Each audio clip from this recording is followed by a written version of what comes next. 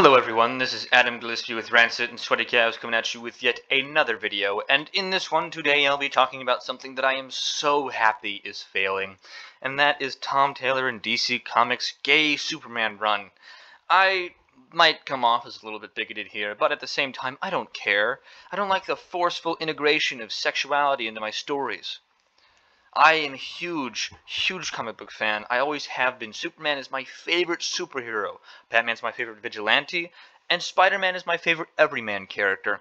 And to see them destroy the legacy of Superman the way that they have been, with John Kent coming out as bisexual and the complete and total destruction of lore in regards to the character, not to mention the pandering and the garbage that's been going on in the recent comics, it's pleasant to see that this terrible comic has fallen off of the sales chart, the top 50 sales chart. If we take a look at the title here from Bounding in the Comics, Tom Taylor and DC Comics' gay Superman book completely falls off top 50 sales chart.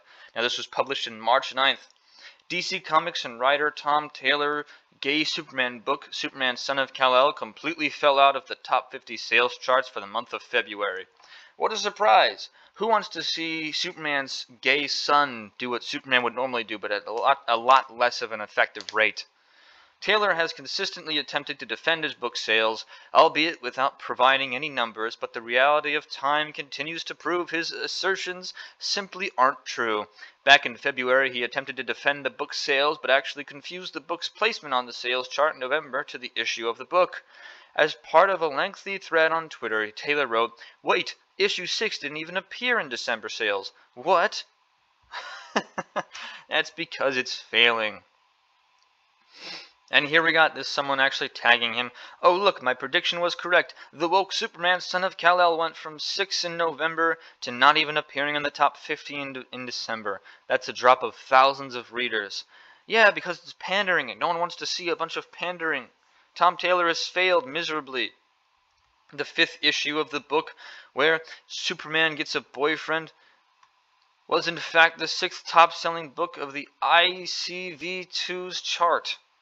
Incredible. The 6th top-selling, mostly because a bunch of liberals out there went out to buy to see if it was any good, and then when they realized they weren't comic book fans because they're a bunch of soy boys, they didn't do anything that were worthwhile. As noted by ICV2, the charts are unit and dollar sales rankings based on sales tracking at point of sale by the Comic Hub system at stores selling American comics around the world. Taylor even bragged about the fact that it was in the top 10 as part of his thread, writing on Twitter. Now this was pretty confusing. I don't believe there's a story worth its measured. I don't believe a story's worth is measured by its sales, but our Superman is selling pretty well. Issue number 5, where John Kent comes out as bisexual, made the top 10 in comic sales for November. Again, it was a ploy. It was a desperate attempt to make it seem like it was something more worthwhile than it actually was. It was pandering of the highest degree. However, getting back into Taylor's gaffe, the book's 6th issue didn't even release until January. So it wouldn't be on the December sales chart. The book's annual did release in December, and it did not show up in the top 50 chart when looking at total units. The annual did place 45th on the top 50 comic book charts by dollars. So we have it getting on the chart at number 45 for the amount of dollars spent on on the comics. When the book's 6th issue came out in January, it was the bottom of the charts, ranking in 42nd place on the unit chart. On the dollars chart, it was in 50th, dead last on the last. Taylor, who previously bragged about his book placing the top 10 of ICV2 charts, went after the data aggregator, implying its data is no good or not to be trusted. He wrote on Twitter, "The people oddly obsessed with our Superman sales are misrepresenting things used in the chart from only 100+ comic stores." The same chart that reported My Dark Ages outsold King Spawn, the biggest selling comic of 2021. People reporting this don't have facts, only an agenda. Pretty ironic coming from the guy who forcefully adapted the character of Superman's son to be bisexual when it didn't need to happen in the first place. What an agenda that is. Of course you can't say that because then you're seen as a bigot or a sexist or a homophobe, which is incredibly idiotic. As a reminder, Taylor is the one who could simply post sales numbers, but he refuses to do that. Nevertheless, this data point seemingly indicated that Taylor and DC Comics' editorial decision to make Superman gay was a one-and-done gimmick, and that it might have actually driven away readers of the series. This assumption got another piece of evidence this month, as Superman Son of Kal-El number 8 did not even show up on either of the top 50 charts, so it didn't show up on the units sold or the actual top grossing comics. Look at that terrible looking character. He's thinner as a twig. I didn't think Kryptonians could contract AIDS. Despite the book falling out of the top 50 completely, Taylor is still playing games claiming the series is selling well. He shared a screenshot from Amazon, which updates their sales charts every single hour, showing the book in the top spot for a category titled 45-minute comic and graphic novel short reads. So he's trying desperately to make it seem like his comic is doing better than it is, and he has to go to an online store where people can get it for cheaper and get it for less than it would if he bought it in a comic book store, and it's still not doing too well.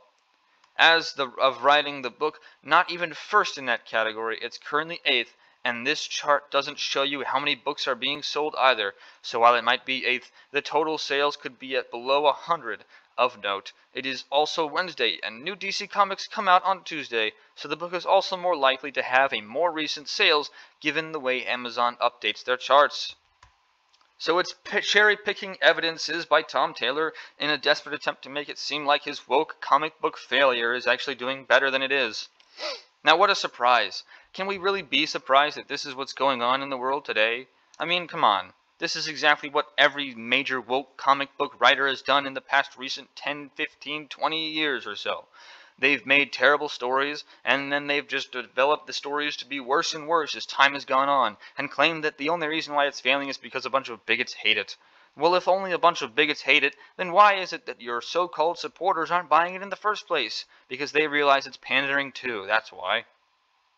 He then shared a screenshot from Comic Book Roundup showing critic and user reviews. He wrote, "And thanks to everyone reviewing, supporting, and spreading the word about John Kent and our hashtag Superman theories. Means the world. Got a quick screen grab before the usual review bombers come into the user rating section." So obviously only the positive reviews can be accurate, right? Because there's no way that someone who doesn't like something could have a genuine, real, actual gripe to rate it with. There's no way that an actual user, an actual person who read this story could say, oh, it's not that good, and still be considered an accurate reading. That's at least what Tom Taylor is saying. However, the book has only 8 critic reviews. Only 8 critic reviews. How depressing and sad is that? So even the critics aren't reading the book, and the book's user score now sits at 77. It only has 25 reviews. This is another clear example that it's Taylor who has the agenda.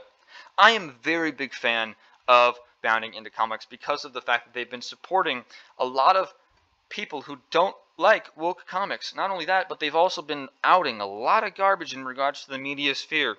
Shout out to Bounding into Comics. They're doing great. They really are. I do mean that from the bottom of my heart. But you see this guy, Tom Taylor, a major woke advocate, trying desperately to push his woke, gay Superman, making it seem like he's somehow more valuable than he actually is, and it's just falling out. It's just falling out incredibly well.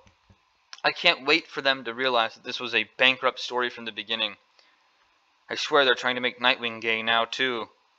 I wouldn't be surprised if they did the same thing to Tim Drake and Aquaboy, or Aqualad.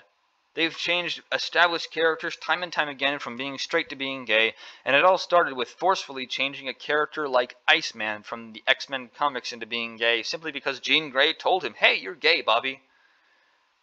It's incredibly idiotic and stupid, and I don't understand why it is that people continue to think that this is okay. You're forcefully changing an individual's sexuality just for the sake of clicks and for the sake of views. It's not good, it's poor writing, and it's a gimmick that I hope continues to fail.